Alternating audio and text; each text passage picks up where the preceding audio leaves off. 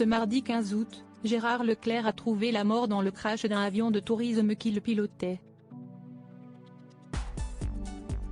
Le journaliste laisse orphelin son épouse Julie Leclerc, célèbre animatrice d'Europe 1, et leurs 3 enfants, Charlotte, Antoine et Mathieu.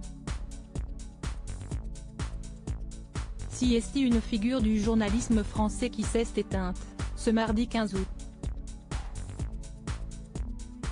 Gérard Leclerc pilotait un avion de tourisme, un monomoteur Eurobin Docteur 400, qui a disparu des écrans radars aux alentours de 14 h.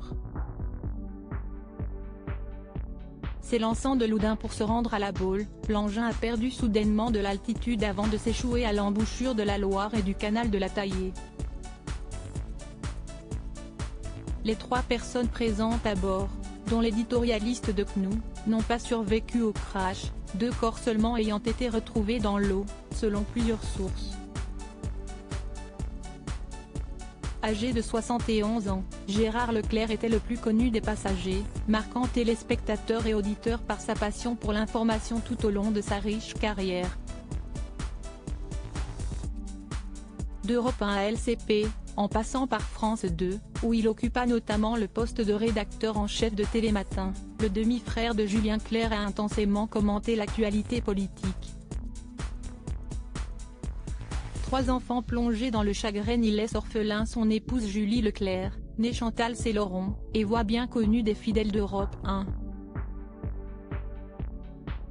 Si est-il d'ailleurs dans les artères de cette station que les deux se sont rencontrés avant de tomber amoureux et de se marier en 1981.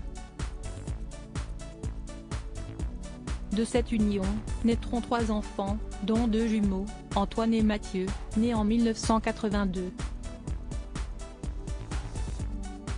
Le premier a suivi une carrière de vétérinaire, tandis que l'autre a choisi de devenir médecin. La cadette se nomme, elle, Charlotte, et a 5 ans de moins que ses frères.